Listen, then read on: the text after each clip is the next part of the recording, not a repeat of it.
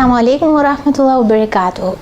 Takohemi sot në Impakt në një përvjetor të rëndësishëm, shumë të rëndësishëm, është 100 vjetori i deklaratës së Balfourit. Kjo deklarat e cila shënon edhe fillimin e një shteti të ri, siç është Izraeli. Një shtet i cili u krijua brenda një shteti ekzistues, brenda një popullsie ekzistuese siç ishte Palestina. Palestinezët u desh që të ngushtonin hapësirën e tyre, u desh të ngushtonin të drejtat e tyre, humbën shumë nga toka dhe nga pronat, nga pasuritë e tyre, për shkak të ardhjes së këtij populli të ri, i cili sot nuk është më as pak ashtu siç filloi kjo histori përpara 100 viteve.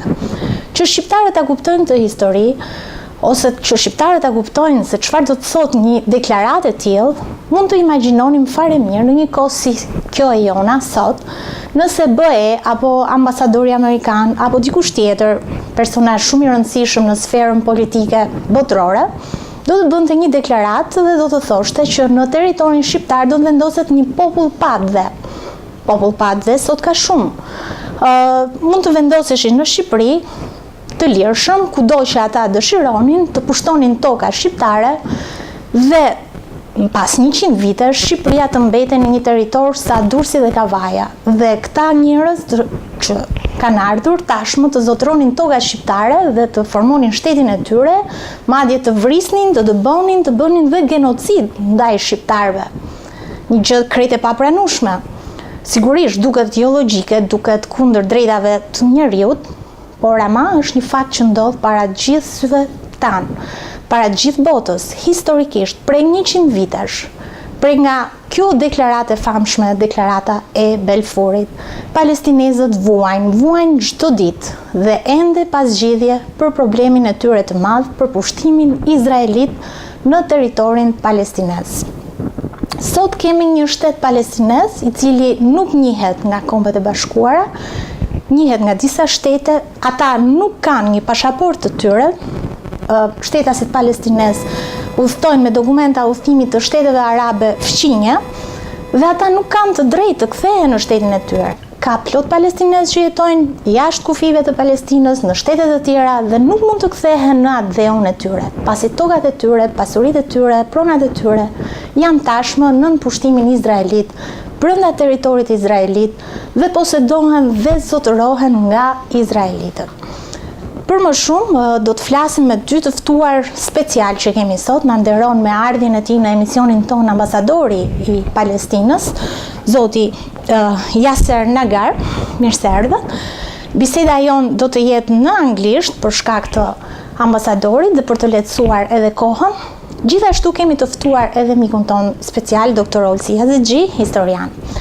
Atëherë, dear viewers of Impakt TV, today is the 100th anniversary of infamous Balfour Declaration, an imperial British declaration which led to the creation of State of Israel and the occupation of Palestine.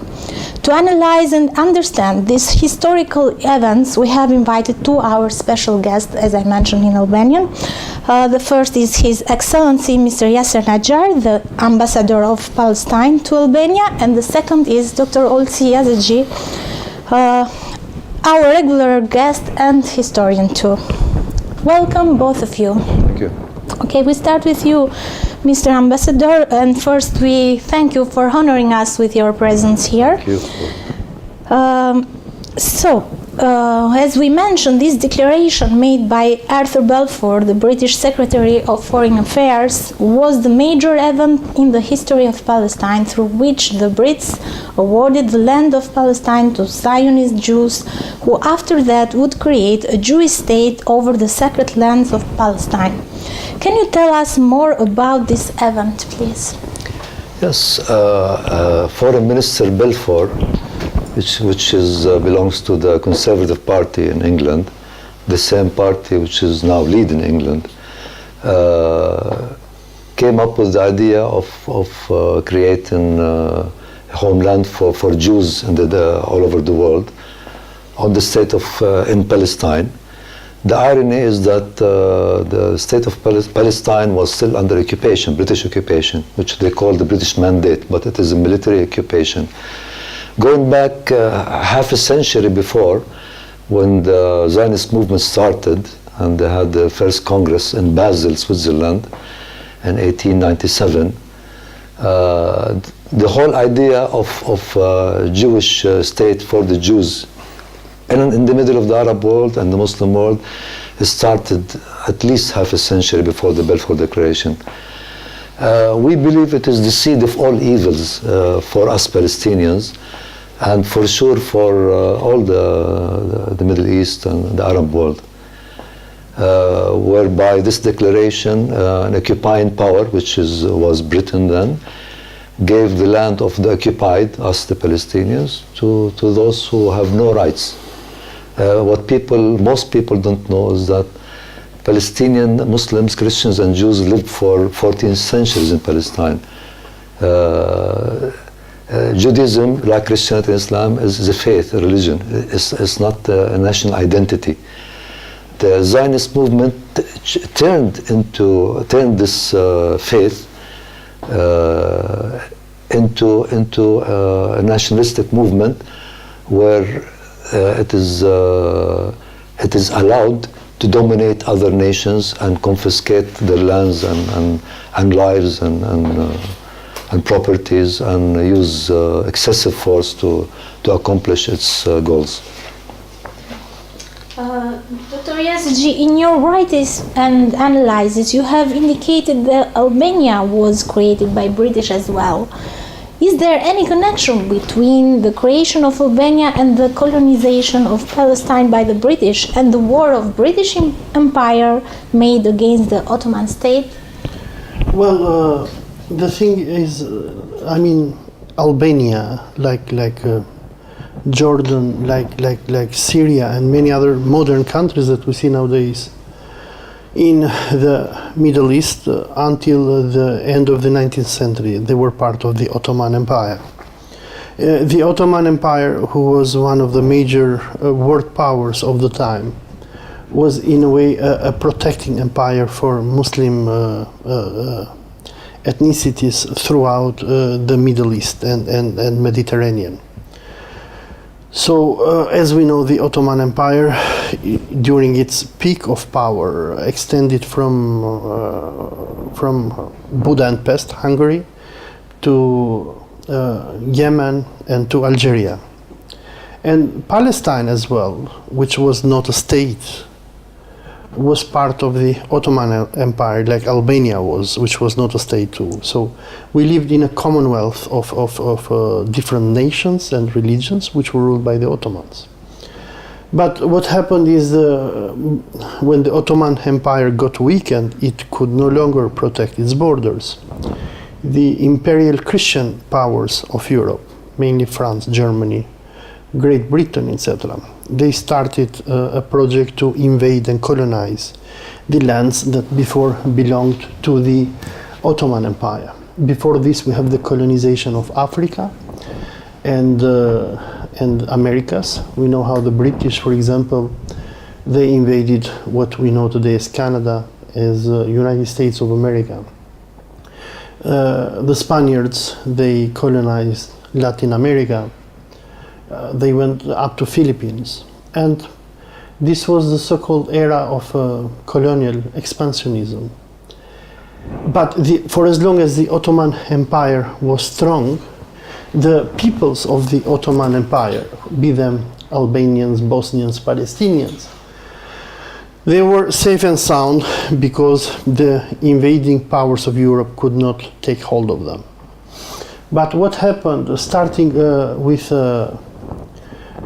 since the Russo-Turkish War of 1877 and the Congress of Berlin in 1878, the winning Christian powers of Europe, they started to capture Muslim lands, starting from Caucasus with Russia and coming to the Balkans with different nation states that were created with the support of the French, the Austro-Hungarians and the Russians in the Balkans. And we have creations of nation states like Bulgaria, like Montenegro, like Serbia, Greece, and so forth.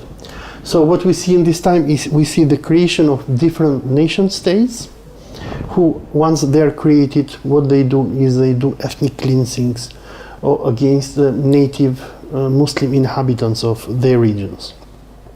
So, the famous American historian Justin McCarthy shows, from the Congress of Berlin 1878 up to the end of First World War, more than 5 million Muslims were deported from Europe or the Balkans towards what we have nowadays as modern Turkey, while 5 other million were killed. And this included Caucasus as well, and regions in Black Sea, where nowadays we have Ukraine and Russia. This project, which in a way started with the colonization of America and Africa, at the end of the World War I had its impact over the Arabs as well. The Brits and the French, they invaded a number of Arab countries who, until this time, they were part of the Ottoman Empire. Palestine was one of them. We had Jordan as well. We had what we know nowadays as modern Saudi Arabia, Yemen, Syria, and so forth. But while the British and the French created their colonies or protectorates, let us say in Syria, in Tunisia, in Egypt, in Jordan, and so forth, the situation was quite different in Palestine. Palestine is, as we know, is known as Holy Land in Islam and in Christianity. When Pope Urban II launched his crusades in the 11th century, his aim was so-called to liberate the grave of Christ, to invade Palestine, to massacre the local Muslim inhabitants of Palestine, and to forcefully convert them into Catholicism. While the Crusades were defeated by the armies of Salahuddin al-Ayyubi, now in the 20th century there was a new crusade in the making, and this was a crusade of nationalism. Nationalism as an extreme ideology which culminated with the creation of Nazi Germany, preached that people were no longer equal, but there were superiority of races, and each and every ethnicity or race had to create its own nation state, and these nation states, they had to fight against each other. Now, while there were in Europe a number of ancient nation states, let us say we had the Greeks, the Albanians, the Italians, the French, the Germans, who lived in their lands since hundreds of years, there was one religious group in Europe, which was not even an ethnic group, the so-called the Jews, who were simply religious minorities in Europe. These people, they didn't have a national identity. So by seeing what was happening around them, whereby, let us say, the Ottoman Albanians were becoming Albanians, the Ottoman Greeks were becoming Greeks, the Italian speakers were becoming Italians, and so forth. The Jews, a small group of them, many of them were not even religious Jews. People like Theodor Herzl, many people say that he was even eating pork. They were not even believers in the book of Moses. They started to develop extreme nationalistic ideas which called on them to create their so-called Jewish nation. There is a very good book by a Jewish historian. His name is Shlomo, I forgot his name, who wrote a book on the invention of the Jewish people. Frankenstein? No, I have to find it. I'll mention it a bit later. And he made a very fine book called The Invention of the Jewish People, and he shows how Jews were never a nation. They were a religious group, like, let us say today Muslims are. Because as we know, there are some Jews who are black, Jews coming from Ethiopia. There are some Jews who are Arabs coming from Yemen or Algeria. There are some Jews who are Russians coming from Russia. The only thing that differentiated these people from the others was their religion. But what happened at the end of the 19th century, a Zionist and a nationalist movement was created by a number of Jewish nationalists, and they approached the powers of Europe. And now that Britain had invaded Palestine, they tell them, we want to have our own homeland. So by lobbying the British Empire and the British Foreign Secretary Lord Balfour, what they did is they pushed, in a way, maybe even paid the British to give them to the Rothschild family. They paid the British to, in a way, allocate a piece of land in their invaded Ottoman territories, whereby the Jews dreamed to create their own state. Coming back to Albania and to your question, yes, in a way, Israel, like Albania and like many other nation states, were in a way the invention of the British, because the British in their this is the connection. This is the connection. Because Albanians used to live in this country. Yes, Albanians and Israelis. Yes, they don't use to live in Palestine. So this is the difference. While the Albanians were autochthonous in these lands, they lived in these lands since hundreds of years. Jews, since the time of the famous Masada, when the Romans and Emperor Titus and the Vespasians massacred them, they never lived there, number one. And number two is that they were not an ethnic group, they were a religious group. But what happened is a number of rich Jewish bankers, especially, they approached the British and they told them, okay, we want to have a homeland as well. And this is how the British, I mean, the genesis of the state of Israel was invented. Now, when we compare it between the creation of Albania and Israel, where is the similarity and the difference? The similarity is the British, because they were the masters of the international politics in the time. They were like the Americans today, so they were deciding the fate of the nations. And the same way how, for example, they invented Canada, or how they invented Australia, or how they invented Albania in a way, because Albania was never a state in its history. It was part of the Ottoman and before the Byzantine Empire. They also invented the so-called Jewish homeland.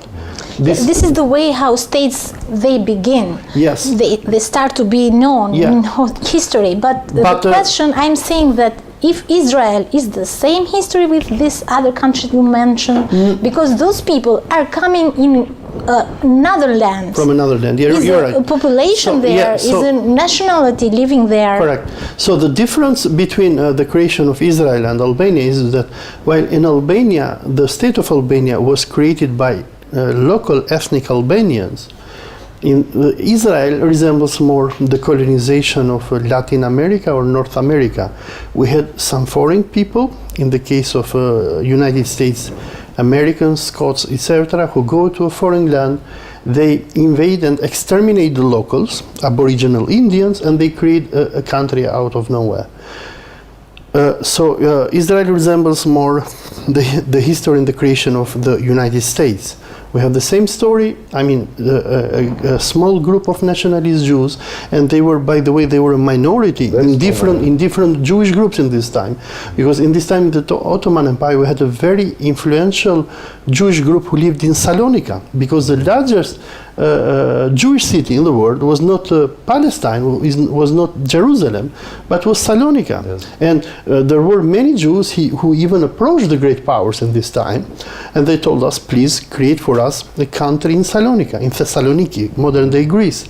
But what happened is that the Zionist group, who were very influential bankers and who were sponsoring the British Empire to wage its wars, they won. And what is the end result? We see the massacres, the sufferings of Palestinians that we see nowadays. Mr. Ambassador, as we all know, the Zionist project for the creation of Palestine culminated in May 1948.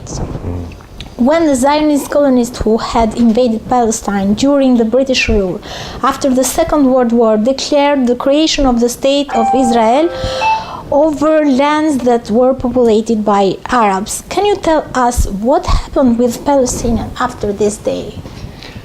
Well, it started before 1948. A few years before that were the Israeli, the Jewish Zionist militias like the Haganah and Stern and so on, which were led by very famous leaders like Ben Gurion and Menachem Begin, who became prime minister later, and Ishaq Shamir and Rabin and so on. They came with heavy weapons, very well trained from Europe by the British Army and other European armies. They landed by sea under the protection of the British Army in Palestine, and they started to take over small areas allocated to them by the British government in Palestine, and they started expanding outwards from these small areas allocated for Jews. Now we have to distinguish between Jews, Palestinian Jews again, who are neighborly, or they are Palestinians. My grandfather in a small village called Yibna, next to Jaffa, his direct neighbor was a Jewish Palestinian, and they visited and they traded together, and they were farmers. They went to the market together and so on. And they were not fighting each other. No, they're both Palestinians, like you, an Albanian Muslim, and your neighbor is an Albanian Christian, and sometimes intermarriages and so on.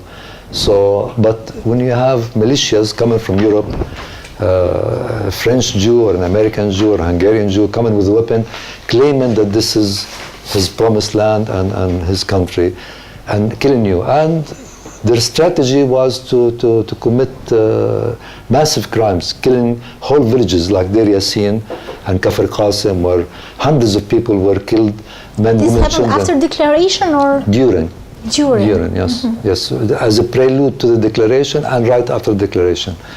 So people naturally will be scared, will move to other countries, even other cities in Palestine. Mm-hmm. Then they chased them. Some of the people went south, some of the people went north to the Lebanese border, some went east to the Jordanian border, but they remained inside Gaza and the West Bank, which was not targeted yet by the Zionist movement. So people ran for their lives. I mean, women were killed and raped, and children a few days and months, and they were slaughtered. You are talking about before Nakba? Yes, just before the Nakba and during and after. This is the methodology of What is Nakba? Let us Nakba make clear. means extreme catastrophe. Yeah, the meaning of the word. Okay, but why you call this time Nakba, or because this historical moment? My personal translation, the meaning is like the Armageddon in the Bible, which is the end game, the final game, because it was massive killing, nowhere to go, nobody's coming to our rescue. The British army had left Palestine, and we were hoping that the Arab countries and armies will come to our rescue, and they declared that they're on their way. But then they failed to liberate what is occupied then from Palestine by the Israeli armies. Then I cannot call them militias because they became armies. Why? Because they're supported by planes, by air forces and tanks and so on. By British? Yes, yes. Because the British left all their weapons there. They didn't take anything. Yes, they left it to the Jewish militias. So they are no longer militias. Once you have a tank and a plane, a fighter plane, you are a soldier. You are an army. Yeah, an army. A lot of people thought my parents are from the middle of Palestine, which is now Jaffa and Tel Aviv. They ran away for their lives south towards Gaza and ended up in a tent in Gaza after having wonderful farms and houses on the beach, living a very good life. They ended up there, and tens of thousands of Palestinians were killed between 45 until 49, and many injured. Tens of thousands flee Palestine to Gaza and the West Bank within the greater Palestine, and some left to Syria and Lebanon and to Egypt. What is the population of Palestine before the declaration, after the declaration, and when the Israeli state was created? It was almost, there is different numbers, but the closest is 1.2 million. The total. Has been in the moment in Palestine, yeah. 1.2 million. The Jews were 4 to 5% only. Palestinian Jews. Yeah. 4 to 5%. By the early 50s, the Jews became larger and larger. But Palestinians fleeing and replaced by Jews. To understand well, yes. If they have been like 1.2 million, and Nakba, they were killed like 700,000 Palestinians. No, not killed. No, a few thousands, but the rest flee. Flee to Gaza and to the West Bank. Yeah. In 1967, the 67 war, they even flee further outside of the greater Palestine to neighboring countries. So it is an occupation, it's an imperialistic occupation, it's an occupation based on terror and actual killing and the destruction of a nation and everything a nation has. And it's been snowballing since the late 30s, the early 40s, until today. It did not stop. To make us clear also, the declaration, did this declaration, Balfour Declaration, mention the creation of a state, an Israeli state, Yes. or just to be a homeland for these people that doesn't have a homeland? It's So the language. the homeland going to be Palestine or called Palestine, or they have to change the name of this new homeland and It make did it not mention clearly. It says homeland for the Jews in a place to live. I understand in this. Palestine, but it was translated. Now we know that it is a program. It's Yeah. not just a declaration Strategy. that came. It's not an emotional statement.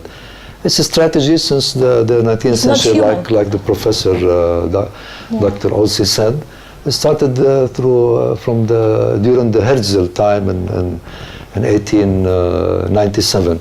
So it's a program carried out with the help of many other imperialist states in Europe, later on by the states. The word homeland for the Jews was translated into the state of Israel during the declaration. Disappearance of Palestine. Yeah, in 1949, first it was according to the UN, which also has conspiracies that Palestine should be divided as the first step between the Arab Palestinians and the Jewish and the Israeli Jews, the Resolution 181, whereby it around 60% was for Palestine, more or less, and 40% for the Jews. And the Jews, Palestine. did they respect this resolution? They did not. They took more than what is even wrongly given to them by the UN Resolution 181, and they were expanded before the resolution, as militias, and they started expanding after the resolution as a state created by force, the status quo, which became the state of Israel. Can you mention us some of Israeli massacres to Palestinians that are well the biggest known? one is Deir Yassin, where 260 people Deir were Yassin. killed. It's a small village, like the villages. Which year, please? In 1947. Yeah. 47, I think. And Kafr Qasim also, between 47 and 49. These are the most visible massacres, but there are small massacres where few families are killed. But How many people were killed in Deir Yassin? 260, and Kafr Qasim close to 200. They killed human beings, they killed even the animals, and they burned the houses and so on. And along the way, dozens of people were killed in small massacres, but they are not documented properly in history. But we know them because they're our friends. For example, my mother's brother, called Darwish, which is a Turkish name, by the way. We're talking about the Ottoman. The British soldiers came to their houses, to my grandfather's house in Jaffa, and they suspected that this family, my grandfather's family, is helping the revolutionists, the Palestinian resistance revolutionists. And the only man in the house then was my uncle, Darwish. So they beat him until he bled to death right on the spot. They kicked him in the stomach. They did not know that my uncle was mentally retarded. He had mental retardation, so he did not express himself. He could not understand the question, so they thought he was hiding something. This is one small example out of thousands of examples how the Palestinians were victimized. My family flee in search of refuge close to Jaffa. My father started as a soldier at the age of 16, carried a weapon to defend his family and his land. Which year again? 46. My father was 15, 16, started fighting with his uncles and so on. Like many young soldiers, many young men anywhere in the world. You're invaded, you try defend yourself with a stick, with a knife, if you can get a weapon or steal a weapon, or with a stone. This is human nature. And my family moved to Gaza, and the resistance started in Gaza. later on. When this Palestinian movement started in Palestine to be created? It started in the late 50s, where people like Yasser Arafat and my father were forced to leave even Gaza to the diaspora. Some went to Syria, to Lebanon, Jordan, Qatar, Kuwait. Yasser Arafat was living in Kuwait. He was a civil engineer. My father was working for the Ministry of Education in Qatar. And many people like them, President Mahmoud Abbas, who's the president now, was living in Qatar also. They started brainstorming what to do, because we cannot depend on the Arabs, we cannot depend on the United Nations, we cannot depend on the so-called free democratic world like today. So they decided to form a revolution, an organization to try to liberate whatever they can from occupied Palestine through armed resistance and communicating their message to the whole world, from Latin America to China. And it started, the actual announcement was 1965. 1965. Yeah, so it took almost 10 years. In Gulf states, Palestinians Gulf states, from the mid-50s until 65. Dr. Jazexhi, when Israel was created, Albania was part of Soviet bloc. Can you tell us what was the stance of Albania towards the state of Israel and Palestinian question?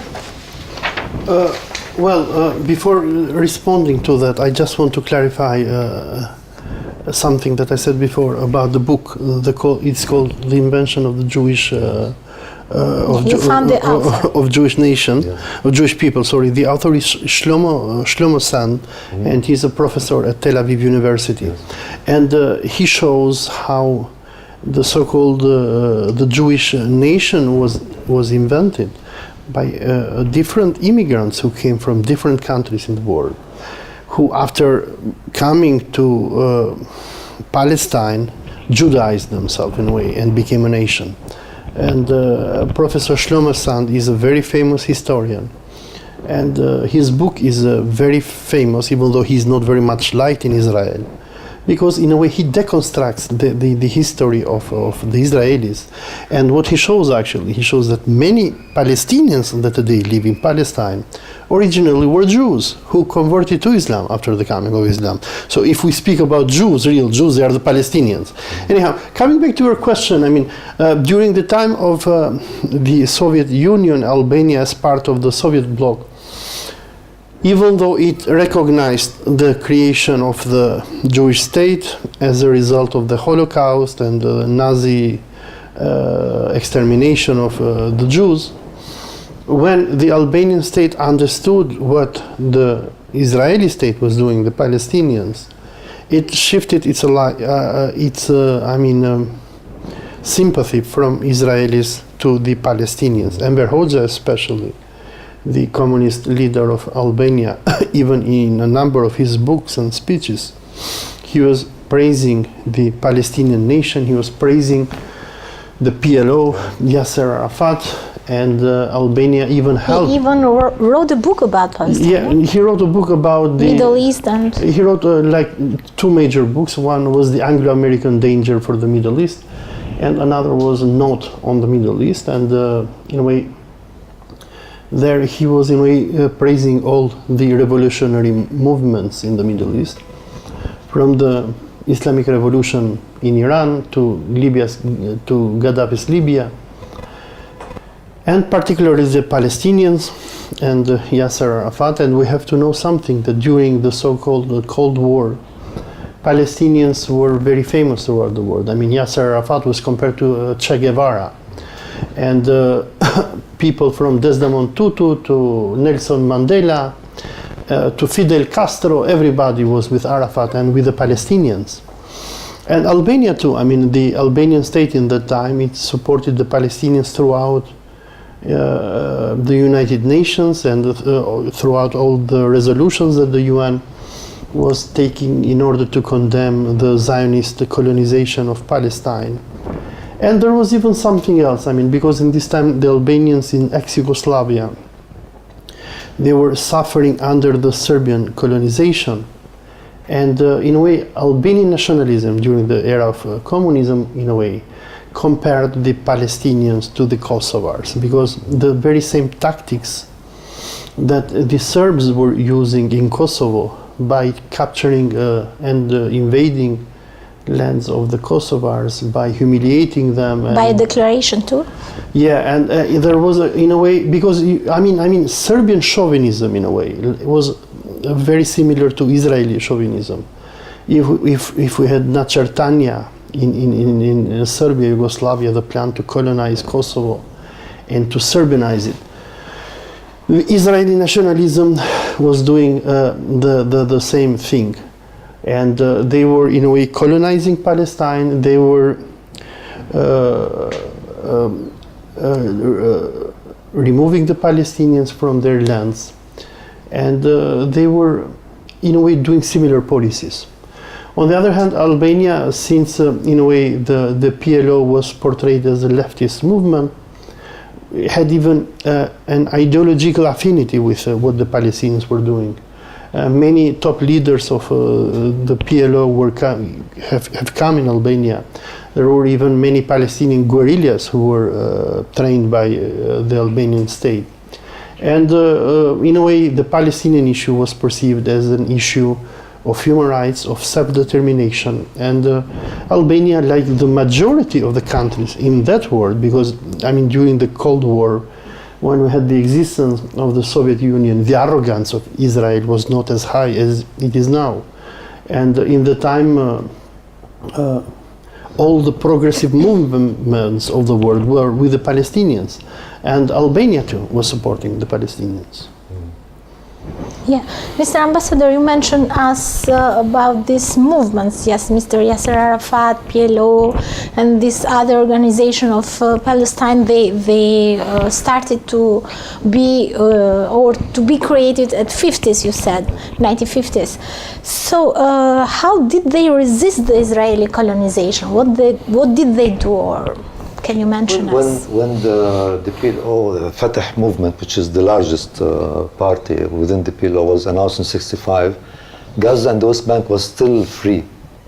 Gaza was under British mandate, supervision, and the West Bank was under the Jordanian.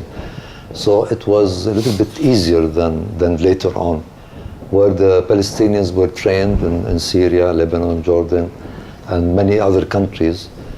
Then they were sent to Gaza and the West Bank, and from there they tried to attack Israeli soldiers and to push them back to the inner cities of Palestine.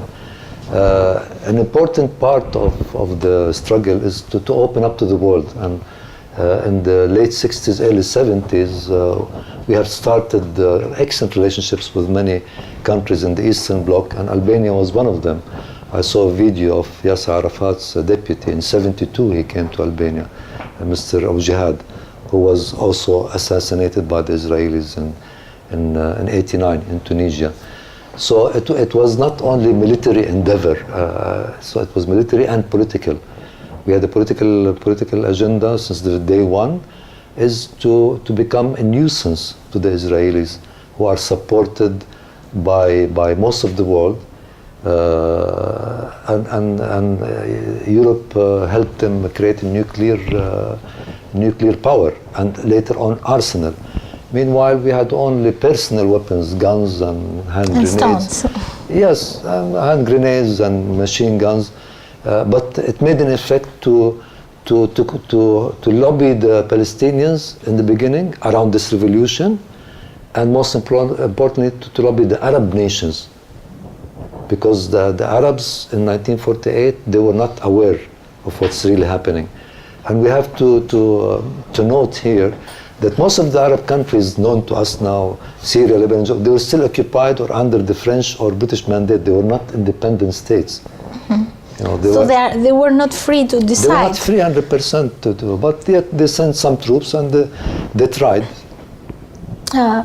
When we met, you told us your story, of your family story, about your father, how he was killed in front of your eyes. Yeah. Can you tell us, because he was also a member of PLO? Yes. Am I wrong? Yes, yes. And can you tell us who was he and this short story about your life? His name is Mohammad AlAzhar. He was one of the main 5 or 6 founders of the PLO. As I mentioned earlier, he was in Qatar as a teacher, then as administrative staff in the Ministry of Education in Qatar since 1954. He was the first chief of command of the PLO. And Yasser Arafat, the first military operation he had in the West Bank was under my father's command. But my father was a politician more than a soldier. In 1970, my father became the foreign minister of the PLO. And he was traveling all over the world trying to convince people about our rights and to recognize our right of self-determination and so on. When in 1973, 1 year after the Munich operation in Germany, where some Palestinians captured 11 Israeli persons participating in the Olympics, the goal was to trade them for Palestinian prisoners in Israel, 300 and some. Then the Israelis sent their own commanders, and they got in a clash, an armed clash with the Palestinians, and everybody almost were killed from both sides. Now, Golda Meir then was the prime minister. She went on TV in the Knesset, in the Israeli parliament, said, I'm going to kill as many leaders on the PLO as possible. On April 10th, 1973, 1 o'clock after midnight, a group of commandos, between 30 to 35, came to Beirut from the sea, and some were in Beirut with fake passports, like they always do, European passport, provided by some European governments officially. They're not counterfeit. They invaded our apartment in Beirut, and 10 to 12 of them entered our apartment, and they shot my father. More than 170 bullets. I was 10 years old then. We lived in a small apartment, 3-bedroom. 170 bullets? Yes, according to the... To kill a person? Yes, they shot him even after he fell. They kept shooting him. A political leader? Yes, he's a foreign minister. He was meeting kings and presidents all over the world and Europe, and he was on TV.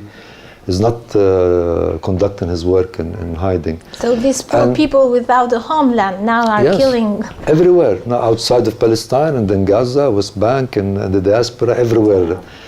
And my mother was a housewife. She came with her sleeping clothes, trying to defend my father by standing in front of him, so they'll stop shooting at him. And they killed her. Now, the head of these commanders were Ehud Barak, who was the Minister of Defense and later Prime Minister, and he goes on TV, American TV last year, 2016, bragging. Never punished, never being a judge about this? He's proud. And even the American journalists asked him, okay, you killed 3 of the PLO leaders. Why did you kill the wife of Mr. Al Najjar? He said, well, she got in the way. A woman who weighs less than 50 kilos, 158 centimeters, very small, petite woman in her nightgown without any weapons. He shot her in the head and the chest, 3 bullets, and he's proud. He could have said, well, she came in the way, it's friendly fire. I would have accepted that as the youngest son of... Never say sorry about that. No, and they will never say sorry. Today, they're still killing. It's their right to kill everyone. Yes. I'm so sorry about this story. It started with Balfour, and it continued with other Balfours around the world. Yeah, this is Balfour 1 and... Yes, giving them carte blanche to kill, to take land, to insult. History of nationalism is history of crime. Yes, exactly, everywhere. History of crime, everywhere. It's said by you as a historian, we have to believe it. Wherever nationalism went, it made crimes, and colonialism as well. But Israel is the icon of Israel is over the top, over the international law, unfortunately. Because of its power. Since the collapse of the Soviet Union. Financial power and weapons. Yes. Yep. Nobody has that power yet. Yes. Okay, Dr. Jazexhi, after the collapse of communism in Albania, became a staunch ally of USA. When Albania fell under the US sphere of influence, how did it change its stance toward the Palestinian issue? Well, a good question. The thing is that while Albania was very pro-Palestinian during time of communism, as you rightly mentioned, after the collapse of the Soviet Union, Albania fell under the US sphere of influence, or in a way we became an American protectorate. Because you and me, we are both Albanians, we know what's going on in here. I mean, Americans, they control us. I mean, we're like Puerto Rico or like Chile or like Haiti nowadays. So what happened is Albania lost its independence, or at least its foreign policy, and especially even after becoming a NATO member country. Its foreign policy is mainly conducted, or in a way is dictated by the Americans.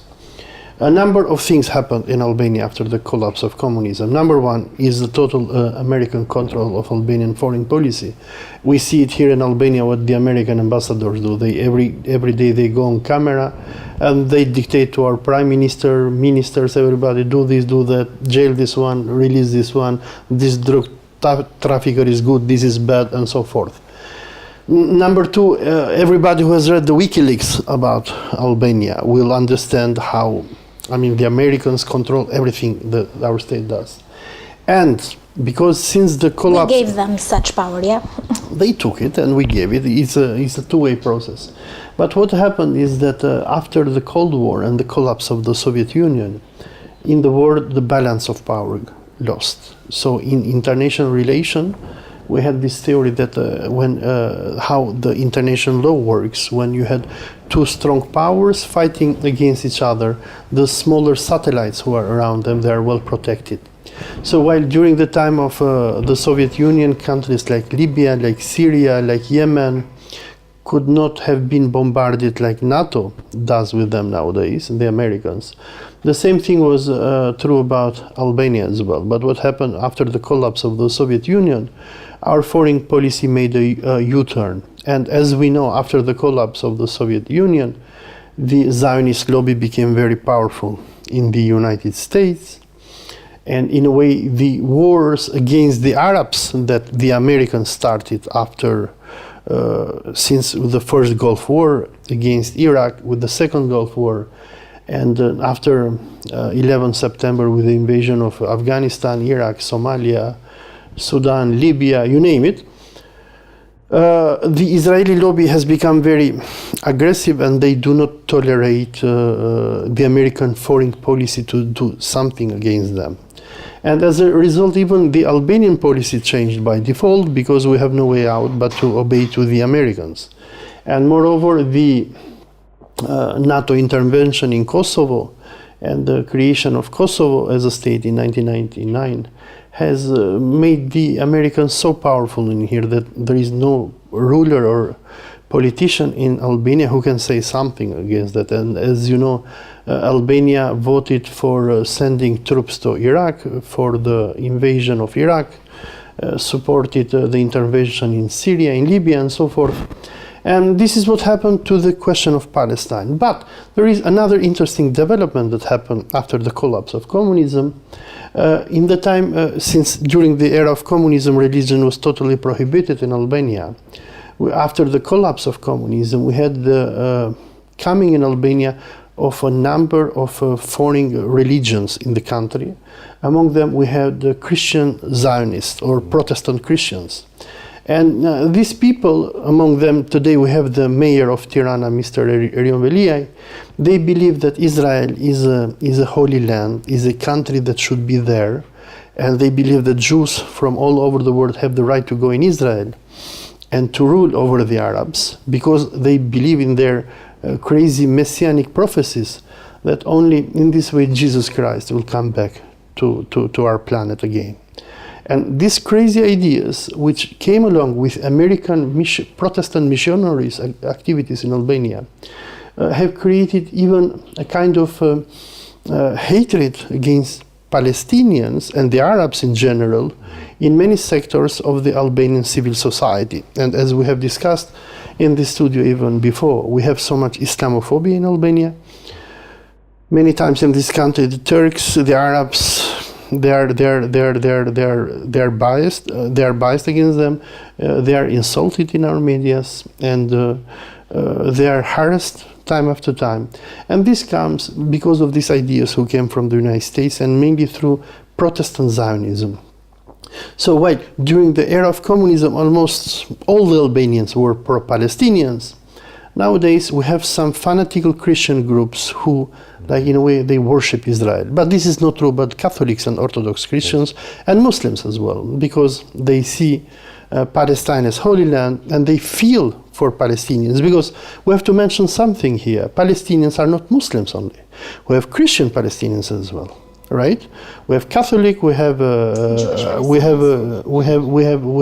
Orthodox Palestinians, and we have many famous bishops like Bishop Atallah, if I'm not wrong, in Palestine, who stand up for the Palestinian national movement and who call on the Christian world and tell them, look what is happening to us. We are the descendants of Jesus Christ. Why do you allow this kind of colonization against us? But the thing is that today we live in the era of big corporations, in the era of imperialism, when real religion has no more value anymore, and people see interest and they go after rich bankers and rich interests. And unfortunately, this thing has in a way impacted even our society, and especially many of our medias, who quite often they're biased towards Israel. And on the other hand, this is something very important that I want to mention. With the present government that we have, Prime Minister Edi Rama, who is a good friend of Tony Blair and Soros, Israelis quite often have the upper hand in our society. They do whatever they want. The latest example was what happened almost like a year ago when we had this Israeli-Albanian match. And when we had mass arrests in Albania, there was all this scaremongering claiming that some Albanians, they want to go and kill Israelis in the stadium. It was all this noise in international media. They said, oh, we caught some extreme Wahhabi terrorist ISIS people here. They wanted to call Israelis.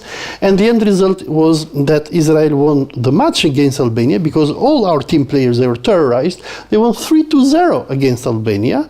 They were humiliated. The Albanian football fans were not allowed. Albanians from Kosovo and Macedonia were not allowed. And as I've discussed in another local TV here in Albania, this thing was told to me by a very important man who headed the secret service in Albania. They told to me when Israeli team came in Albania, for 3 days, all the security apparatus of our country was taken over by Mossad. So when I learned this, I was shocked. I said, how can Mossad come in a sovereign country as Albania is to take over the security of this country? And as I've mentioned, all right, and as I mentioned in opinion in Tovoklan, when I took part in the debate in the time, we had 300 Albanian Muslims arrested throughout Albania, detained only because they were religious Muslims, because they had some beer or going to mosque, without a reason, without any order from the office of the prosecutor. They were sent to police stations, and the justification that was given to them was, Israelis are coming, you have to be in prison until they leave the country. Crazy. So only for a match, Israel is coming, and we... the whole country is terrorized. Yeah. And then what they have to say. So now you understand. we are saying those days in November, last year, we are saying that if Palestinians are living in this state of terror, like Tirana did in those days, that we are not allowed to pass to the square or near the hotel where the Israeli players were. Every football player is controlled by Mossad before the match for 3 hours. Body searched. Yeah, and this terror that we lived here remind us what terror they live every day. This 100 in years. a way shows the arrogance of the Israeli state nowadays, that quite often comes even in sovereign countries like Albania is, and imposes over its politicians, through Americans of course, its own wish, and sometimes its arrogance. Yeah, and we understand how Albania changed their state, because they were pro-Palestinians, and now we are pro-Israelis. It looks like we are pro-Israelis. Yes, Mr. Ambassador? I don't think so. I've been living in Albania for 4 years, and I communicate with everybody. I talk to everybody. Okay, on official level, we understand that it doesn't have to do anything with right or wrong. I mean, it's interest. And the influence of single pole, which is the United States after the demise of the Soviet Union, it's like smoke screens. You might think that all of Albania is with Israel, but it's not true. No, it's not. We are Albanians and we are not. You talk to the public, Muslims, Christians, religious, atheists, secular, they have great passion. A lot of them understand the cause, and most of them, if not all, want the best for everybody, but especially for the Palestinians. I mean, you cannot hide what's happening.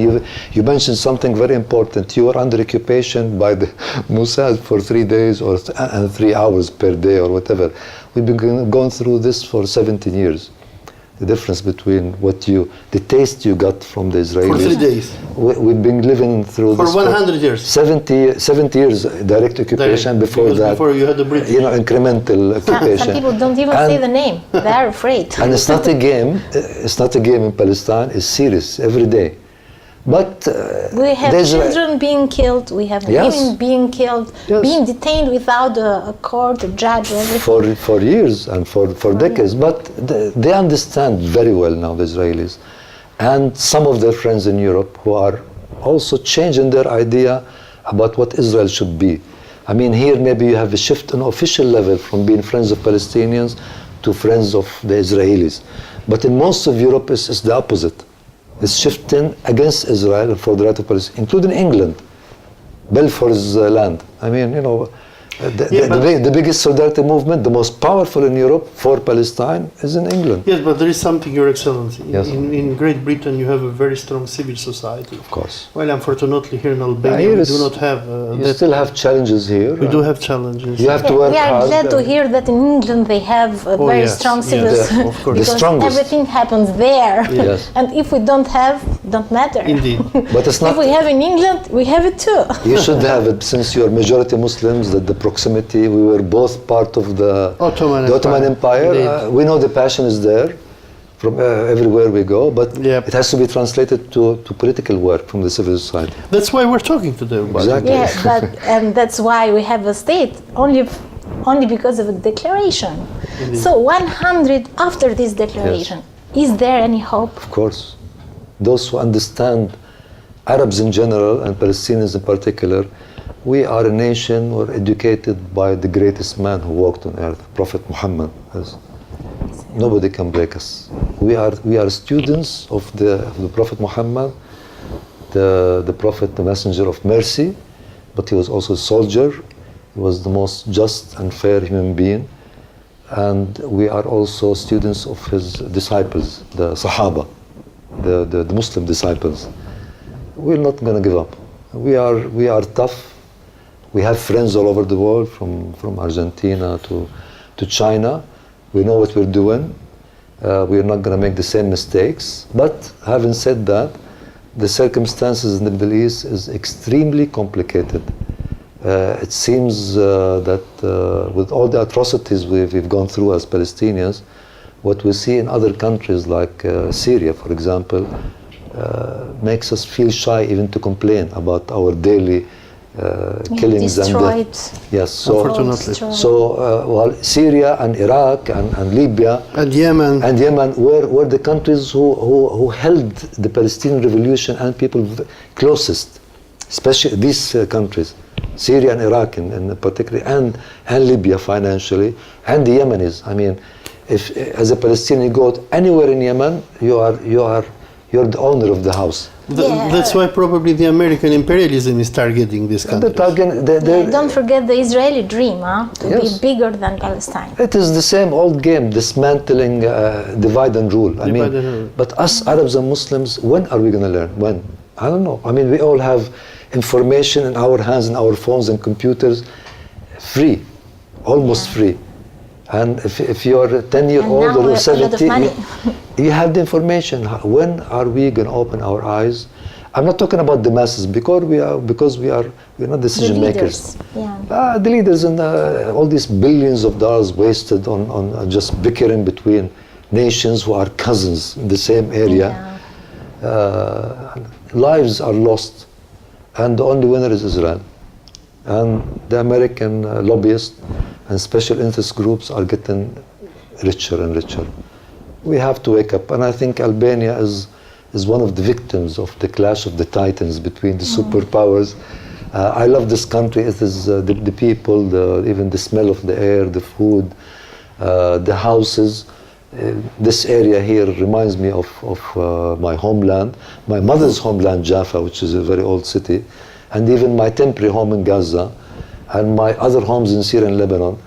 And I wish that, because I know the Albanians are very kind people. They deserve, like any nation, to prosper and feel safe and feel happy and proud, and look at their children with a lot of hope that they live even a better life than their parents and grandparents. But also we have an example for you, is Kosovo. Yes. So this question is for Olsi, in fact, and is the final question for you. The West intervened in Kosovo to liberate from Serbia. They did everything to have a free country now, a Kosovo, a new Kosovo. It is not a free country, but it is a colony, a protectorate anyhow. Yeah. Yeah, All right. The underground Indeed. is that. But now, why the West refused to help Palestinians as well?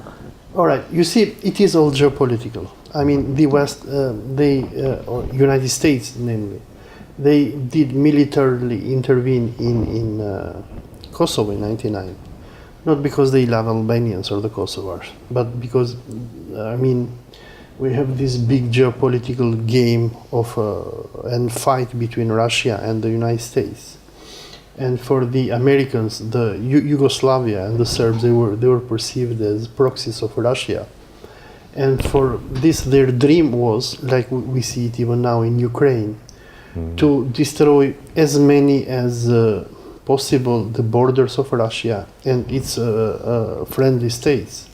If we read Samuel Huntington's Clash of Civilization, he says it very clearly. I mean, what we saw and have seen nowadays in the Middle East, with the destruction of Iraq, the creation of the so-called state of Kurdistan, the destruction of Libya, of Yemen, the chaos in Egypt. These are all part of the great geopolitical games that the United States does against the so-called friendly or satellite states of Russia. And the reason why the West intervened and gave independence to Kosovo, but they don't give independence to Catalonia right now, you see what is happening in Catalonia. To other 7 countries in Europe. What Spain is doing against Catalonia, and why they don't intervene in Palestine is simple, because they are not on humanitarian mission. They do not care while the Palestinians are being bombarded, while they live in an open air prison in Gaza and in the West Bank. They don't care while Israelis go and steal the olives of the Palestinians, shoot them. The water of Palestine. They don't have water. I mean, they have no spirit, they have no humanity. And because if they had to have, for example, if they were to be Christians and listening to the Pope only, Palestinians would not have been as they are today. But Israel serves to the interests of the Western imperialism. It is a footstep in the Middle East in order to control, humiliate, and divide the Arabs. Israel is the greatest ally of the United States for controlling the Middle East. And the crime that we see nowadays in Palestine, it is related to this issue. The American propaganda, and I remember even Hillary Clinton during the time of NATO intervention, she was saying, and later when she intervened and invaded Iraq, she was saying, oh, we love Muslims, we went to Kosovo and liberated them. No, they didn't liberate Kosovo, and we see what is going on nowadays in Kosovo. There is an open attack against Muslim civil society. Muslim believers and imams are arrested and harassed. And Kosovo is not very free after all. Why they intervene in Kosovo and not in Palestine? Because it serves to their interest. Unfortunately, we live in a very bad world where the law of jungle rules. Yes. And the Palestinians are the greatest victims of the present international system and the breaking of international law. They are, I mean, the Israeli occupation of Palestine is the longest military occupation that we have today in the world. And the last one. And you see what is happening to them. I'm sorry, how many Palestinians live outside of Palestine? More than 7 million. And how many are inside? 5. You see, more than half of the Palestinians are outside. They're not allowed to go back to their home country. While Israelis, if they are from Siberia, if they are from China, if they are from the moon, they have the right to go there. Yeah. And we see the apartheid regime which is existing there. While at the very same time, the Western propaganda tries to portray Israel as a democratic country. It is not. And to call Palestinian terrorists sometimes. Yes, it is not. It is an undemocratic, a military junta ruled by only one ethnic group and suppressing the others. Yeah. There is no difference between Serbia of Slobodan Milosevic to what Benjamin Netanyahu is doing nowadays, unfortunately. Yes. Yeah, it's worse. Indeed. What he's doing. Mr. Ambassador, your last comment about this anniversary of Balfour Declaration. What are your comments? It's very painful that this occupation and this catastrophe has lasted 1 century, or 70 years of direct military occupation.